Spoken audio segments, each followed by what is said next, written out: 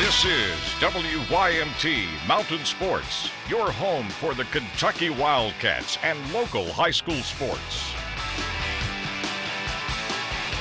The inaugural Southeast Kentucky Softball Showcase being held this afternoon in London. The event is designed to give the top juniors and seniors in regions 13 through 16 an opportunity to showcase their skills in an all-star type setting. Co-director and former Corbin head coach Chris Hart says players from the eastern half of the state are slowly closing the gap on the west.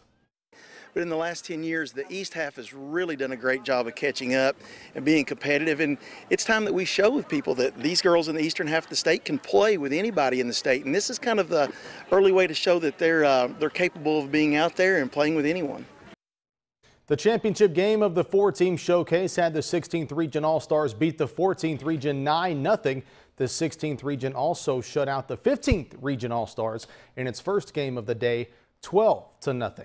The Golden State Warriors are one win away from their first championship in 40 years, while Cleveland is hanging on for dear life, still needing 2 wins for its first ever title, but playing at home tonight at the Q. LeBron James and the Cavaliers trying to force a Game 7, hosting the Warriors in Game 6. First quarter, a bad pass by Steph Curry results in a steal for James, and the King converts it into points at the other end. He has already made more three-pointers in a single postseason than anyone in history, so why not one more for Curry? Outside is where Golden State loves to play. Andre Iguodala, with all kinds of time, buries the tray, and the Golden State Warriors appear to be on their way to their first title since 1975, leading 89-77 late in the fourth quarter. Well, the United States leading its group, entering its final group match with Nigeria, looking for a win to seal a 1 seed in the knockout stage. The U.S. with 4 points entering its match with Nigeria, the first time the two nations have met in the World Cup since 2007. 8th minute, Julie Johnston thinks she has a goal, but she is ruled offsides just barely, though. Either way, we're scoreless in Vancouver. 33rd minute, Megan Rapinoe, who has had a great tournament, sends one just wide of the goal. Speaking of Rapinoe, the corner kick, Abby Wambach deflects it into the net, 1-0 United States, and that would be the final, the U.S. over Nigeria.